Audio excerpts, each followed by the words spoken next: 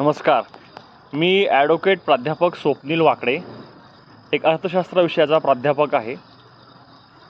मला आज ह्या विषयावर बोलायचं आहे की भारत आणि भारतामधील गांधींचं महत्त्व आणि भारतामध्ये असणारं आंबेडकरांचं महत्त्व, भारताचं संविधान का महत्त्वाचं आहे.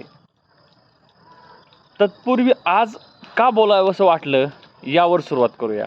तुम्हाला माहीत असेल की आज नेपाळ पूर्णपणे पेटला आहे.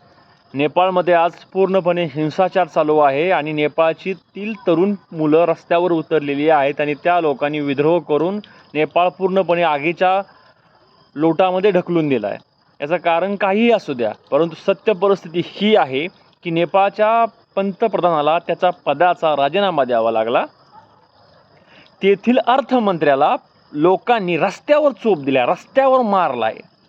आणि त्याच्या पुढचा कहर असा आहे की नेपाळच्या पंतप्रधानाच्या, माजी पंतप्रधानाच्या पत्नीला घरात जाळले आणि त्यात ती मेली आहे. आणि हे सर्व घडत आहे भारताच्या शेजारी. ही सर्व राष्ट्र जी की भारताचे शेजारी आहेत आणि त्यावर तुम्हाला कळेल की गांधींचं महत्त्व काय आहे आणि देशाच्या स्वातंत्र्य लढ्यामध्ये लोकांचं योगदान काय आहे आणि भारत आज कुठं आहे. ही सर्व राष्ट्र जी आहेत भारताच्या शेजारी आहेत. तर प्रामुख्यानं भारताच्या शेजारी साधारणतः 8 राष्ट्र आहेत. मग अफगाणिस्तान, पाकिस्तान, नेपाळ, श्रीलंका, बांगलादेश, म्यानमार, भूतान आणि चीन. अफगाणिस्तानमध्ये तालिबानांचं राज्य आहे.